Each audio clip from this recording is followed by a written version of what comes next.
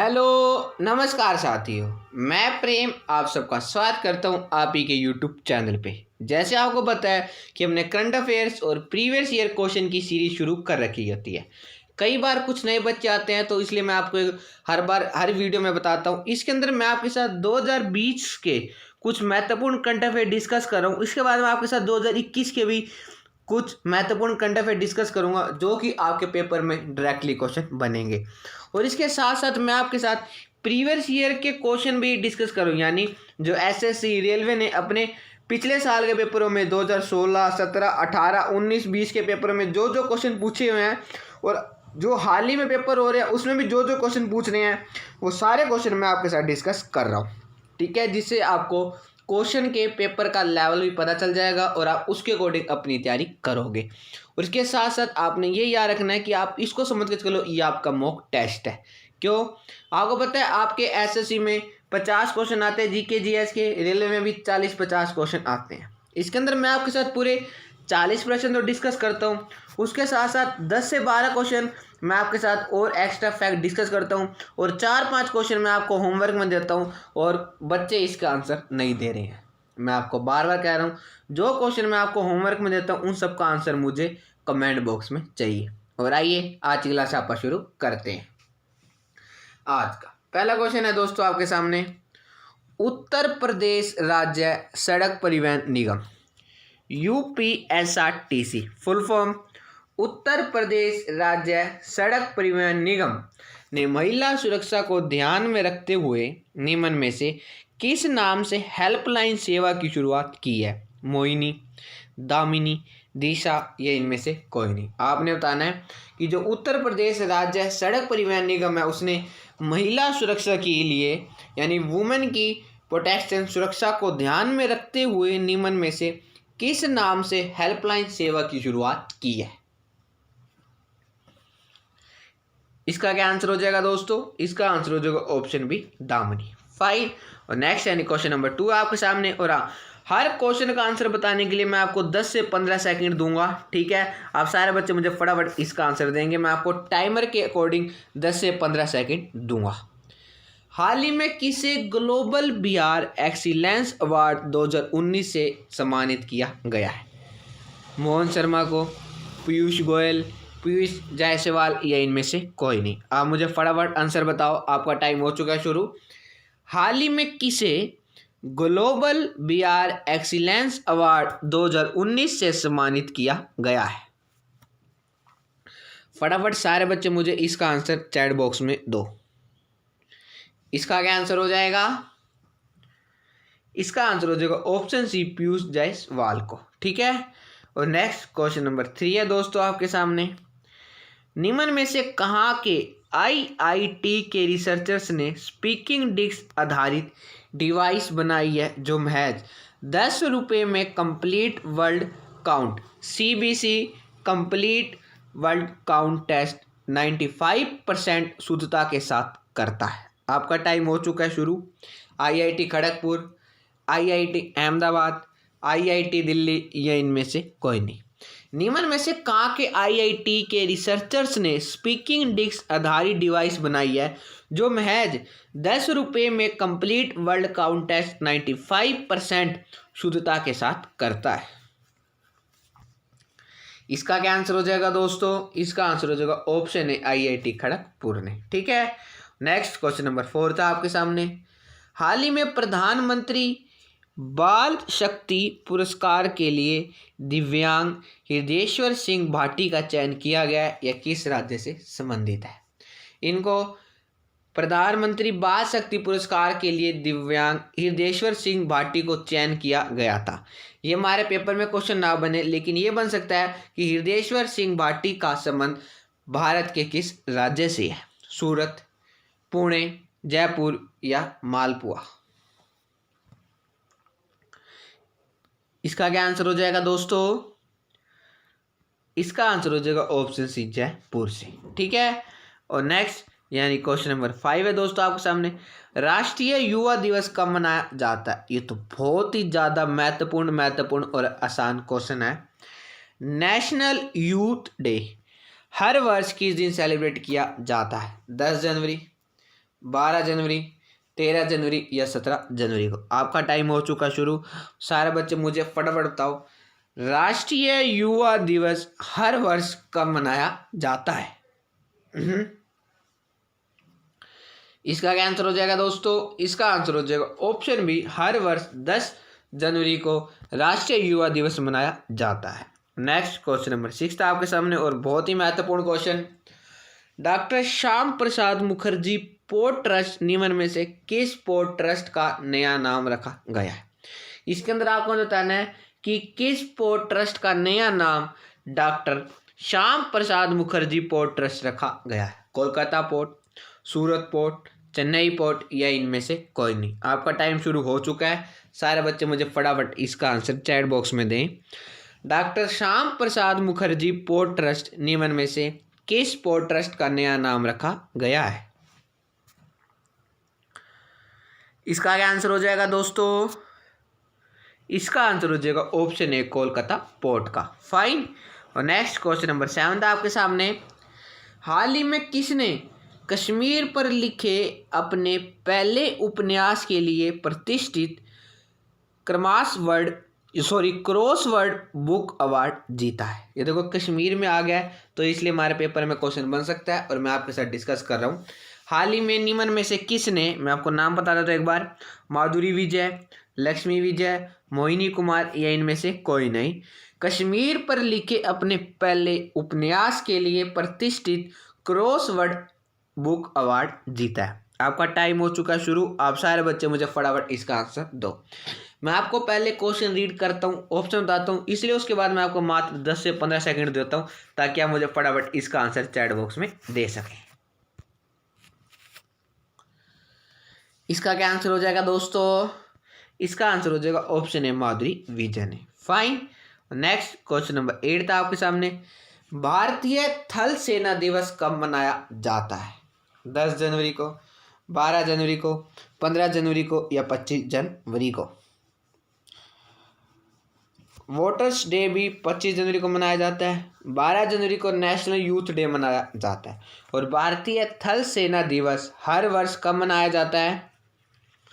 ये मनाया जाता है दोस्तों हर वर्ष 15 जनवरी को। और नेक्स्ट यानी क्वेश्चन नंबर 9 था आपके सामने। निम्न में से किस राज्य सरकार ने संगी मोबाइल ऐप लॉन्च किया है? छत्तीसगढ़, उत्तराखंड, उत्तर प्रदेश या असम? आपका टाइम हो चुका है शुरू। निम्न में से किस भारतीय राज्य सरकार ने संगी मोबाइल ऐप लॉन्च किया है? ये आपके ऑप्शन, आप मुझे फटाफट इसका आंसर दो। आपका टाइम हो चुका है पूरा। इसका आंसर हो जाएगा ऑप्शन ए, छत्तीसगढ़ ने। ठीक है। और नेक्स्ट क्वेश्चन नंबर 10 था आपके सामने। निम्न में से किस दिन महात्मा गांधी जी की पुण्यतिथि मनाई जाती है? अब महात्मा गांधी जी के बारे में हम इसके अंदर कुछ महत्वपूर्ण पॉइंट भी डिस्कस करेंगे। निम्न में से किस दिन महात्मा गांधी जी की पुण्यतिथि मनाई जाती है? महात्मा गांधी जी का जन्म तो 2 अक्टूबर को हुआ था, और किस वर्ष में हुआ था ये आपका आज का पहला होमवर्क है। महात्मा गांधी जी का जन्म 2 अक्टूबर किस डैश को हुआ था? ये सारे बच्चे मुझे इसका आंसर चैट बॉक्स में देंगे।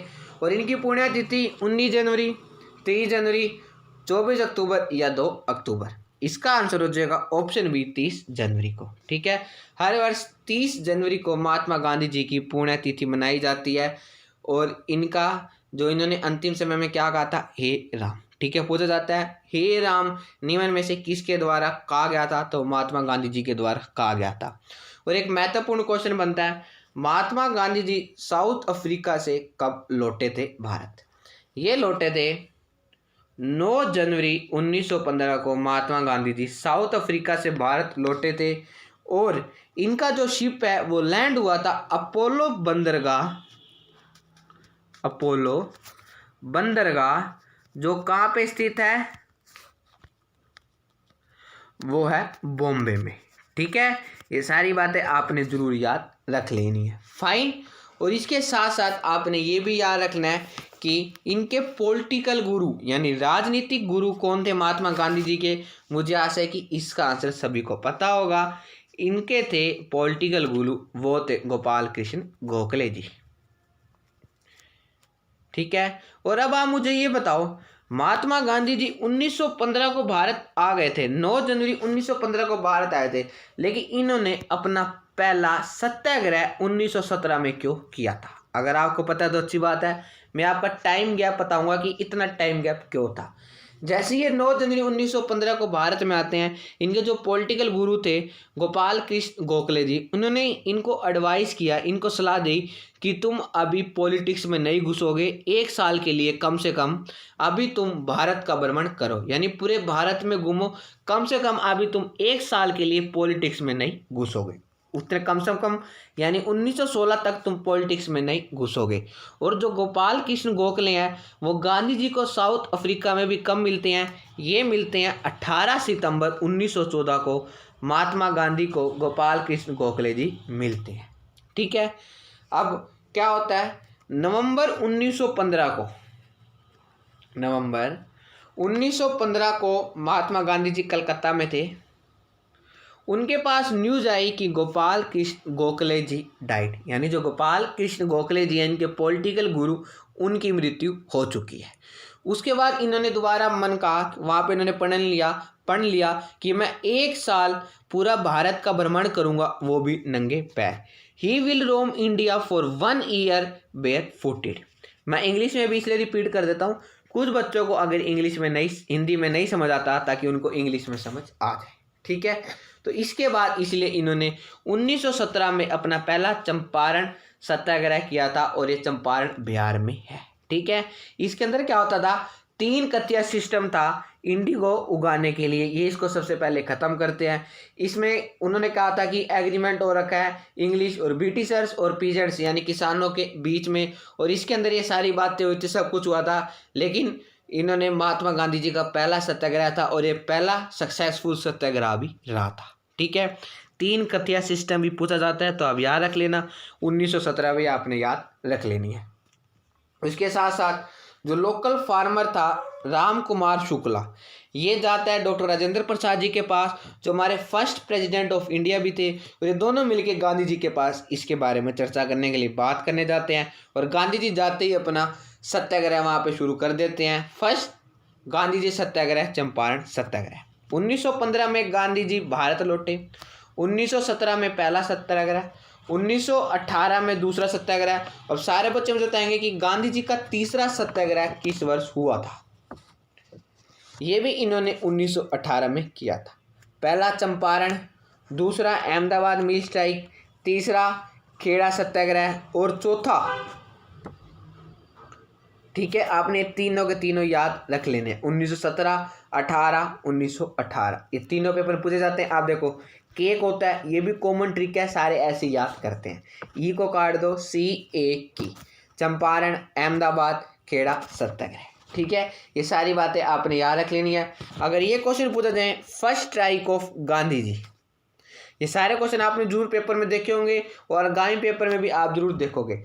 अगर खाली ये पूछा जाए फर्स्ट स्ट्राइक ऑफ गांधी जी, वो थी अहमदाबाद मिल स्ट्राइक 1918 में। अगर ये पूछा जाए first all India strike of Gandhi ji, तो वो थी 6 अप्रैल 1919 को। ठीक है। दोनों क्वेश्चन में बहुत फर्क है, आपने याद रख लेना है। First strike 1918, first all India strike 1919 में। फाइन। और नेक्स्ट क्वेश्चन नंबर 11 दोस्तों आपके सामने, निम्न में से किसने चक्रवात प्रभावित इलाकों में राहत पहुंचाने के उद्देश्य से ऑपरेशन वनीला मेडागास्कर आरंभ किया है? भारतीय नेवी, भारतीय आर्मी, भारतीय नौसेना, या इनमें से कोई नहीं? आपका टाइम शुरू हो चुका है, आप मुझे फटाफट इसका आंसर दो। इसका क्या आंसर दोस्तों? और आपका टाइम भी होने वाला है। सारे बच्चे मुझे बताओ, भारतीय नेवी, भारतीय आर्मी, भारतीय नौसेना, या इनमें से कोई नहीं? इसका आंसर हो जाएगा ऑप्शन C, भारतीय नौसेना ने। फाइन। और नेक्स्ट क्वेश्चन नंबर 12 दोस्तों आपके सामने, हाल ही में किस मशहूर खिलाड़ी ने भारतीय जनता पार्टी यानी जो भाजपा में शामिल हो गई है? सान्या नेहवाल, सान्या मिर्जा, टीना शर्मा, या इनमें से कोई नहीं? आपको पता है मिथुन जी जो एक्टर हैं वो भी बीजेपी पार्टी में शामिल हो गए हैं, और जो जो खिलाड़ी शामिल हुए हैं ये पेपर में क्वेश्चन तो बन सकता है। कौन सा खिलाड़ी बीजेपी पार्टी में शामिल हुआ है? ये है ऑप्शन ए सानिया नेहवाल। और नेक्स्ट क्वेश्चन नंबर 13 आपके सामने। एसो अल्बेन किस देश के साइक्लिस्ट खिलाड़ी हैं? एसो अल्बेन का संबंध किस खेल से है? वो एक साइक्लिस्ट है। और इनका संबंध किस देश से है? अमेरिका से है, भारत से है, नेपाल से है या श्रीलंका से है? इसका संबंध किस देश से है? इसका आंसर हो जाएगा ऑप्शन बी, इनका संबंध हमारा प्यारा भारत से है। फाइन। और नेक्स्ट क्वेश्चन यानी क्वेश्चन नंबर 14 था आपके सामने।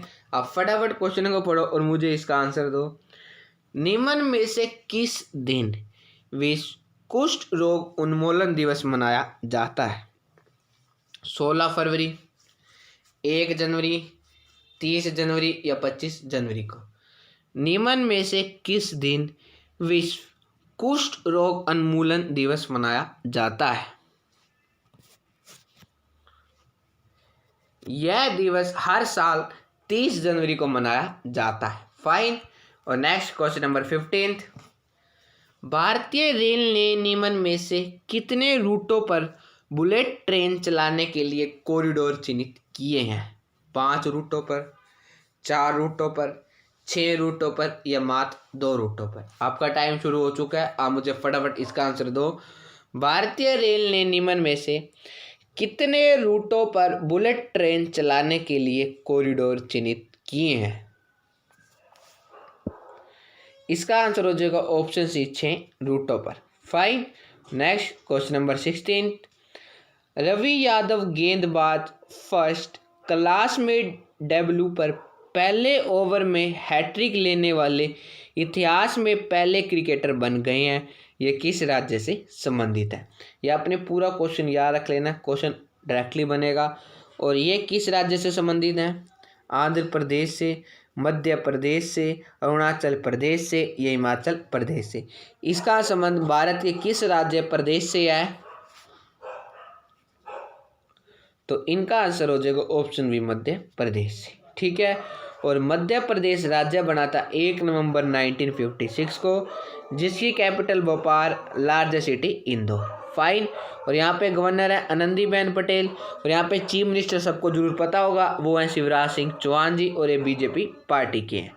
यहाँ पे सिर्फ और सिर्फ विधानसभा है, इनकी विधानसभा में 230 सीट्स, लोकसभा में 29 सीट्स और राज्यसभा में 11 सीट्स हैं। ठीक है। और इसके साथ साथ आपको पता है मैं हाई कोर्ट के बारे में भी डिस्कस कर रहा हूँ, तो मध्य प्रदेश का खुद का हाई कोर्ट भी है। फाइन।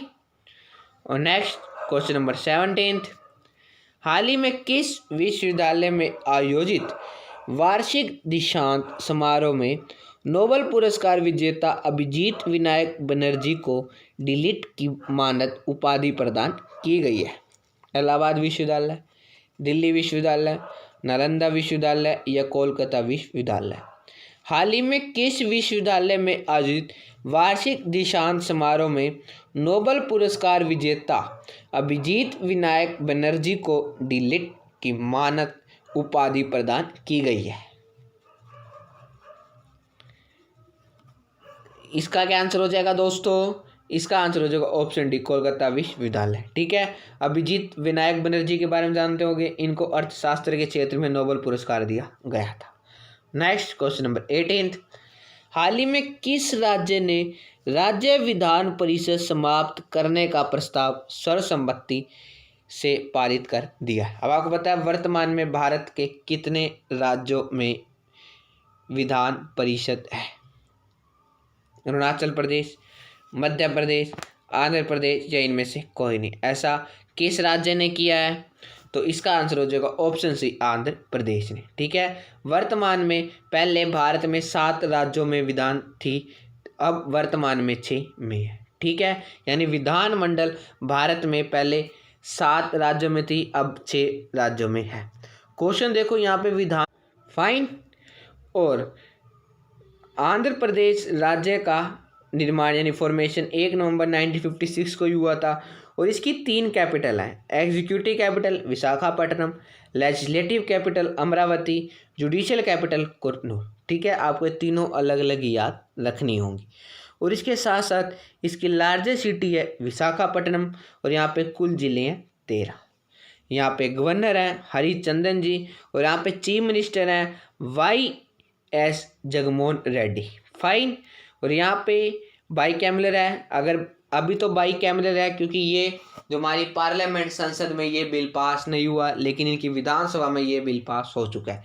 जैसे हमारी पार्लियामेंट में भी ये बिल पास हो जाएगा तो वहाँ पे जो विधानमंडल है उसको ख़त्म यानी समाप्त कर दिया जाएगा। अगर पेपर में क्वेश्चन पूछ बने तो इनकी विधानसभा में 175 और विधानमंडल में 58 सीट्स है। ठीक है, इन यहाँ से राज्यसभा में 11 और लोकसभा में 25 सीट्स हैं। फाइन। और नेक्स्ट क्वेश्चन हाँ, आंध्र प्रदेश का खुद का हाई कोर्ट भी है। और next question number 19, Sheikh Khalid bin Khalifa bin Abdel Aziz Al Thani को किस देश का नया प्रधानमंत्री नियुक्त किया गया है? एक लाइन का तो इनका नाम ही है। ठीक है, तो ये क्वेश्चन बन भी सकता है, नहीं भी बन सकता। अगर बनेगा तो ऐसे ही बनेगा, आपको इसके अंदर देश का नाम देके ये नहीं पता जाएगा कि निम्न में से इस देश का हाल ही में नया प्रधानमंत्री किसे नियुक्त किया गया है। इसके अंदर आपको प्रधानमंत्री का नाम दिया जाएगा क्योंकि ये बहुत ही लंबा और बहुत ही टिपिकल नाम है, इसलिए इम्पोर्टेंट है। कतर, इराक, ईरान या सऊदी अरब। Sheikh Khalid bin Khalifa bin Abdel Aziz Al Thani को निम्न में से किस देश का नया प्रधानमंत्री नियुक्त किया गया है? इसका आंसर हो जाएगा दोस्तों ऑप्शन ए, कतर का। फाइन। और नेक्स्ट क्वेश्चन नंबर 20 दोस्तों आपके सामने, साइना नेहवाल किस खेल से संबंधित है? साइना मिर्जा, साइना नेहवाल दोनों अलग अलग, नो कन्फ्यूजन। साइना नेहवाल किस खेल से संबंधित है? आपका टाइम शुरू हुआ है। क्रिकेट, बैडमिंटन, टेबल टेनिस या हॉकी? साइना नेहवाल का संबंध बैडमिंटन से है और साइना मिर्जा का संबंध किस खेल से है? ये आपका सेकंड होमवर्क है, सारे बच्चे मुझे इसका आंसर देंगे। Next question number 21, Sunita Chandra किस खेल से संबंधित है? ये हाल ही में न्यूज़ में थी तो हमारे पेपर में क्वेश्चन बन सकता है। Cricket, hockey, badminton, rugby. Sunita Chandra निम्न में से किस खेल से संबंधित है? आपका टाइम शुरू है, आप मुझे फटाफट इसका आंसर दो। क्रिकेट, हॉकी, बैडमिंटन या रग्बी? इसका क्या आंसर हो जाएगा दोस्तों? आपका टाइम हो गया ख़त्म। इसका आंसर हो जाएगा ऑप्शन बी, हॉकी।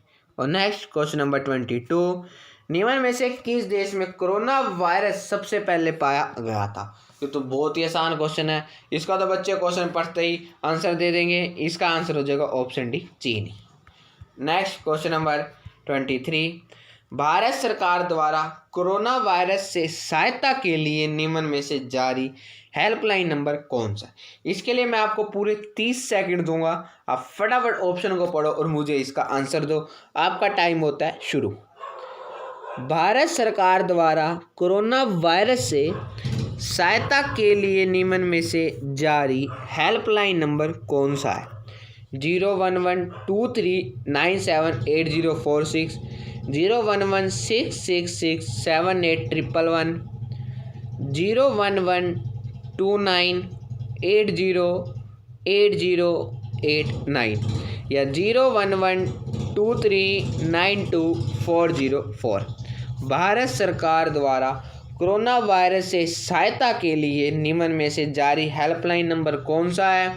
इसका आंसर हो जाएगा ऑप्शन ए, 01123978046। ये हेल्पलाइन नंबर आप सबने याद रखना ही है।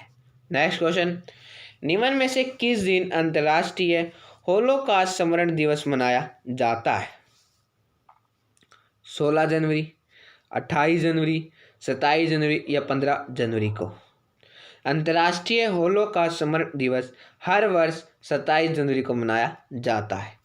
नेक्स्ट क्वेश्चन दोस्तों आपके सामने, हाल ही में मिस्र वैज्ञानिकों ने कितने वर्ष पुराने प्राचीन मानव की आवाज़ को दोबारा सुनने में कामयाबी पाई है? 2000 वर्ष पुरानी, 3000 वर्ष पुरानी, 500 वर्ष पुरानी या 100 वर्ष पुरानी? ऐसे क्वेश्चन को बच्चे पढ़ते ही तो पहले 2 मिनट तो शक रह जाएगा कि ऐसे कितने वर्ष पुराने मिस्र के वैज्ञानिकों ने प्राचीन मानव की आवाज़ को दोबारा सुनने में कामयाबी पाई है। आपका टाइम मात्र सिर्फ 7 सेकंड का रह गया, आप मुझे फटाफट इसका आंसर दो। इसका क्या आंसर है दोस्तों? इसका आंसर हो जाएगा ऑप्शन बी, 3000 वर्ष पुराने। हाँ, ये सच्ची बात है। हाल ही में मिस्र वैज्ञानिकों ने 3000 वर्ष पुराने प्राचीन मानव की आवाज़ को दोबारा सुनने में कामयाबी पाई है। ठीक है, 25 क्वेश्चन हमारे पूरे हो चुके हैं। अब आपके एसएससी के प्रीवियस ईयर के क्वेश्चन शुरू होने वाले हैं। और नेक्स्ट यानी जो एसएससी का पहला क्वेश्चन आपके सामने, होस्टोरिया या चूसने वाली जड़ें निम्न में से किस में पाई जाती है? ये देखो, ये क्वेश्चन बनता है, गेहूं, आम, चेस्टनट या कस्कुटा। होस्टोरिया या चूसने वाली जड़ें निम्न में से किस में पाई जाती है? आपका टाइम हो चुका है शुरू। फटाफट सारे बच्चे मुझे इसका आंसर चैट बॉक्स में दें। इसका क्या आंसर हो जाएगा दोस्तों? आपका टाइम हो चुका है समाप्त। इसका आंसर हो जाएगा ऑप्शन डी, फाइन। और next question, question number 27, equals acinus dash का वैज्ञानिक नाम है? गधा का, गाय का, हिरन का या कंगारू का? इक्वस एसिनस निम्न में से किसका वैज्ञानिक नाम है? आपका टाइम शुरू हो चुका है। आप मुझे फटाफट इसका आंसर बताते जाओ।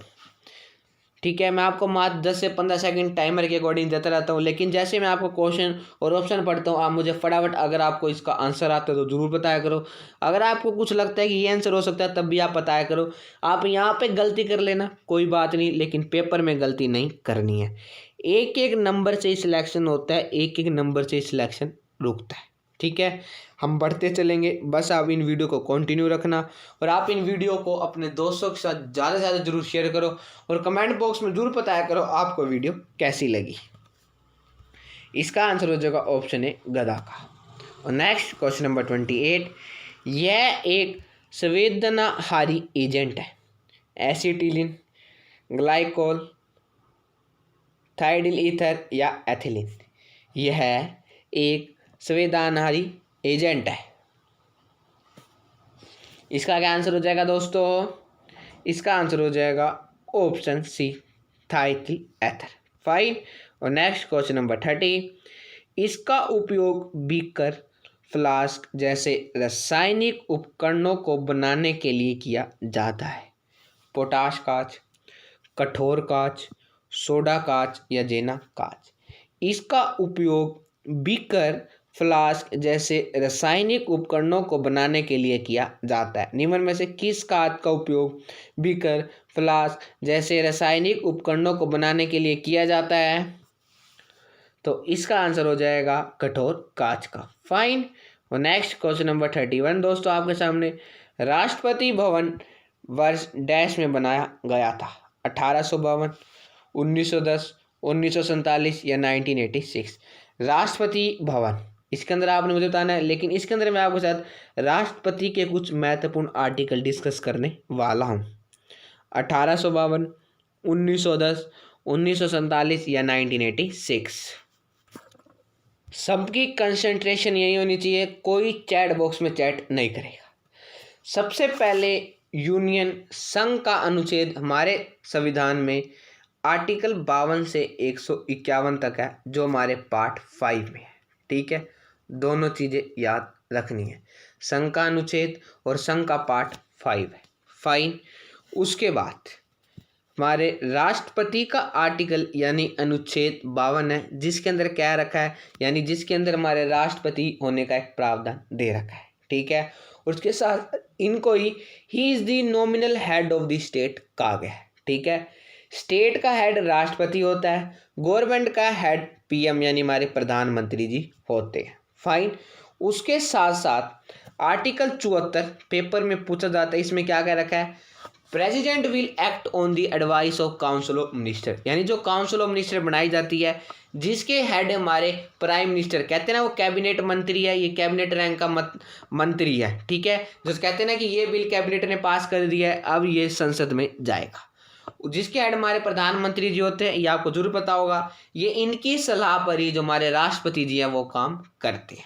ठीक है, एक हमारा 42 42वां कॉन्स्टिट्यूशनल अमेंडमेंट एक्ट हुआ था, जिसमें कहा गया था advice of council of minister binding on president, यानी जो भी सलाह काउंसिल ऑफ मिनिस्टर देंगे वो हमारे राष्ट्रपति जी को माननी ही पड़ेगी। लेकिन क्या हुआ, 44 कॉन्स्टिट्यूशन अमेंडमेंट एक्ट हुआ, जिसके तहत कहा गया कि advice of council of minister not binding on president, it will be reconsideration, यानी जो भी सलाह या जो भी कुछ कहेंगे काउंसिल ऑफ मिनिस्टर वो बाध्य नहीं होगा राष्ट्रपति को मानने के लिए, वो उसको पुनर्विचार के लिए दोबारा संसद में भेज सकता है। ठीक है, ये दोनों के दोनों कॉन्स्टिट्यूशनल अमेंडमेंट एक्ट बहुत ही महत्वपूर्ण है और आपने याद रखनी है। और आपका होमवर्क है, अभी सारे बच्चे मुझे इसका आंसर अभी देंगे। फर्स्ट सिटीजन ऑफ इंडिया, यानी भारत का पहला नागरिक किसे कहा जाता है? प्रधानमंत्री को, राष्ट्रपति, स्पीकर ऑफ लोकसभा या राज्यपाल यानी गवर्नर को? फर्स्ट सिटीजन ऑफ इंडिया, इसका आंसर हो जाएगा ऑप्शन बी, राष्ट्रपति यानी प्रेसिडेंट को। और टेबल ऑफ प्रेसिडेंस के तहत भी इनका फर्स्ट नंबर होता है। अब एलिजिबिलिटी क्या होती है कि क्या हर कोई राष्ट्रपति बन सकता है? ऐसा तो हो नहीं सकता, इसकी कुछ एलिजिबिलिटी होती है। जैसे आप एसएससी रेलवे ग्रुप डी का पेपर भरते हो, उसके अंदर कहा जाता है आप 10th पास हो, 12th पास होने चाहिए, ये आपके बाद डिप्लोमा वगैरह सब कुछ, ऐसे एलिजिबिलिटी मांगी जाती है। ऐसे हमारे राष्ट्रपति जी के लिए बनने के लिए एक एलिजिबिलिटी होती है। सबसे पहले वो सिटीजन ऑफ इंडिया, यानी वो भारत के नागरिक, उनके पास नागरिकता होनी जरूरी है। ठीक है, और उसके साथ साथ उनकी एज 35 साल होनी चाहिए। ये क्वेश्चन भी बच्चों ने जरूर देखा होगा। उसके साथ साथ एक और महत्वपूर्ण eligibility, no under office of profit, यानी वो किसी दूसरे पद पर ना हो। ठीक है, जिसके तहत कि वो अपनी पद का इस्तेमाल करके कोई प्रॉफिट वगैरह गेन कर ले, ये क्वेश्चन नहीं बनता है। फिर भी सिर्फ यही ऑप्शन मिलेगा, no under office of profit. उसके साथ साथ can contest election of Lok Sabha, यानी वो लोकसभा के इलेक्शन लड़ सके। ठीक है, ये सारे की सारी एलिजिबिलिटी होती है हमारे राष्ट्रपति जी की। मेन इंपॉर्टेंट हमारी 35 साल की और can contest election of Lok Sabha, यही हमारे महत्वपूर्ण है। फाइन, और हमारे राष्ट्रपति जी को वोट कौन करते हैं? एमएलए और एमपी करते हैं। ठीक है, ये तो आपको पता है। क्या जो नॉमिनेटेड मेंबर होते हैं वो भी हमारे राष्ट्रपति जी के लिए वोट करते हैं? इसका क्या आंसर हो जाएगा दोस्तों? नहीं। जो सिर्फ और सिर्फ इलेक्टेड हमारे एमएलए और एमपी होते हैं वो ही राष्ट्रपति जी के लिए वोट करते हैं। अब कौन पहले क्या शुरू होता है, इसके अंदर होता है कि total 100 member agree then a person can elect for a president, यानी 100 मेंबर, अगर कोई भी एक राष्ट्रपति के लिए चुना जाता है तो 100 मेंबर उसका नाम देंगे कि इस बंदे को राष्ट्रपति जी के लिए चुना जाना चाहिए, कि इसके इलेक्शन होने चाहिए। इसमें क्या होता है, 50-50 होते हैं, यानी 50 member should be proposer from electorate college और 50 मेंबर शुड बी सेकेंडर्स, यानी जो सपोर्टर होते हैं प्रपोजर के फ्रॉम इलेक्टोरेट कॉलेज। ठीक है, इसके अंदर आपको मेनली टोटल पूछे तो 50, अगर आ तो प्रपोजर 50 और सेकेंडर जो उनकी सपोर्ट करते हैं वो भी 50, यानी अगर टोटल पूछे तो आप 100 को टिक करके आओगे। सॉरी, गलती से मैंने 50 बोल दिया था, तो आप 100 को टिक करोगे। इसके अंदर ये क्वेश्चन बनता है, आप ज़्यादा डीपली में मत जाओ, कन्फ्यूजन हो जाएगी। ठीक है, ये सारी बातें आपने जरूर याद रख लेनी। हाँ, और हाँ, most important question, oath of president, राष्ट्रपति को शपथ कौन दिलवाता है? ये कौन दिलवाते हैं? ये हमारे चीफ जस्टिस ऑफ इंडिया दिलवाते हैं। ठीक है, और राष्ट्रपति का कार्यकाल पूरे 5 साल के लिए होता है। फाइन, ये सारी बातें आपने जरूर याद रख लेनी है। और राष्ट्रपति भवन वर्ष डैश में बनाया गया था, ये बनाया गया था 1910 में। नेक्स्ट क्वेश्चन नंबर 32 आपके सामने, संथारा डैश समुदाय का एक धार्मिक संस्कार है? सिख धर्म का, जू धर्म का, जैन का या बौद्ध धर्म का? जैन और बौद्ध धर्म से इंपॉर्टेंट सारी बातें मैं आपके साथ डिस्कस कर चुका हूँ, लेकिन आज मैं इसके अंदर आपके साथ बुद्धिस्ट काउंसिल यानी बौद्ध धर्म की जो काउंसिल, 4 महत्वपूर्ण काउंसिल हुई थी वो डिस्कस करने वाला हूँ। संथारा डैश समुदाय का एक धार्मिक संस्कार है, इसका आंसर हो जाएगा जैन धर्म का। ठीक है, और आज इसके अंदर लेकिन मैं आपके साथ बौद्ध धर्म की 4 बुद्धिस्ट काउंसिल हुई थी, वो हमारे पेपर के लिए महत्वपूर्ण है, वो मैं आपके साथ डिस्कस करने वाला हूँ। पहली हुई थी 483 BC में। कहाँ पे हुई थी? राजगृह। चेयरमैन कौन थे? महाकश्यप, शॉर्ट फॉर्म में लिख रहा हूँ महाकश्यप, और किंग थे अजातशत्रु। ठीक है, ये सारे क्वेश्चन बनते हैं। दूसरी हुई थी 383 BC में, 100 साल बाद लगभग, वैशाली में, सॉरी ये हट जाएगा बड़ी, BC, वैशाली में चेयरमैन थे, अध्यक्ष थे सबाकामी, और उस समय राजा था काला अशोक। फाइन। और नेक्स्ट हुई थी 251 BC में। ठीक है, 1-2 साल आगे पीछे आपको हर बुक में अलग अलग मिलेगा, 1-2 साल आगे पीछे चलता है, इसलिए हमारे पेपर में इन जो ईयर्स हैं वो बहुत कम पूछे जाते हैं। ठीक है, ये 3 चीज़ें पूछी जाती हैं। कहाँ हुई थी, अध्यक्ष चेयरमैन कौन था, और किंग यानी राजा कौन था। पाटलिपुत्र में हुई थी, मोगलीपुत्र टिस्टा उस समय चेयरमैन था, और अशोका इस समय राजा था। ठीक है, और नेक्स्ट हुई थी 1st सेंचुरी AD में। कई जगह 78 वगैरह आपको मिलेगा, लेकिन मोस्टली 1st सेंचुरी AD में कहा जाता है। ये हुई थी कुंदलवन में, जो जम्मू एंड कश्मीर में स्थित है। और ये किस चेयरमैन यानी इस समय कौन चेयरमैन थे, वो थे वासुमित्रा, और कनिष्क इस समय राजा थे। ठीक है, ये चारों की चारों महत्वपूर्ण बुद्धिस्ट काउंसिल जो हमारे पेपर में पूछी जाती है, ये आपने याद रखनी है। फाइन। नेक्स्ट क्वेश्चन नंबर 32, इनमें से कौन एक वस्तु की मांग में वृद्धि का कारण होगा? आय में वृद्धि यदि वह वस्तु निम्न स्तर की वस्तु है, वस्तु की कीमत में कमी, आमदनी में कमी यदि वस्तु एक सामान्य वस्तु है, इसकी स्थानापन्न वस्तु की कीमत में वृद्धि। इनमें से कौन एक वस्तु की मांग में वृद्धि का कारण होगा? पीछे से आवाज़ आ रही है, आप उसको ध्यान मत दो, बस आप अपनी वीडियो में ध्यान दो। इसका आंसर हो जाएगा इसकी स्थानापन्न वस्तु की कीमत में वृद्धि। Fine. Next question number 33, ionosphere वायुमंडल की किन 2 परतों का अतिव्यापन करता है? ट्रोपोस्फीयर और मीजोस्फीयर, मीजोस्फीयर और स्ट्रेटोस्फीयर, आयनोस्फीयर और होमोस्फीयर, एक्सोस्फीयर और थर्मोस्फीयर। ये 1-2 वीडियो के बाद मैं आपके साथ डिस्कस करूंगा। ये थोड़ा लंबा टॉपिक है, मैं आराम से इसको डिस्कस करूंगा, कोई चिंता मत करना। आयनोस्फीयर वायुमंडल की किन 2 परतों का अतिव्यापन करता है? इसका क्या आंसर हो जाएगा दोस्तों? इसका आंसर हो जाएगा एक्सोस्फीयर और थर्मोस्फीयर, यानी ऑप्शन डी इसका आंसर होने वाला है। नेक्स्ट क्वेश्चन है, कार्सिनियन रसायनों से होता है? हृदय रोग, मधुमेह, कैंसर या मां। इसका क्या आंसर हो जाएगा दोस्तों? इसका आंसर हो जाएगा option C, cancer. Fine. Next question number 35, dash Lokpal या लोकपाल के समतुल्य नियुक्त करने वाला प्रथम देश है, यानी लोकपाल नियुक्त करने वाला कौन सा प्रथम देश है? ब्राजील है, बर्मा, स्वीडन या भारत।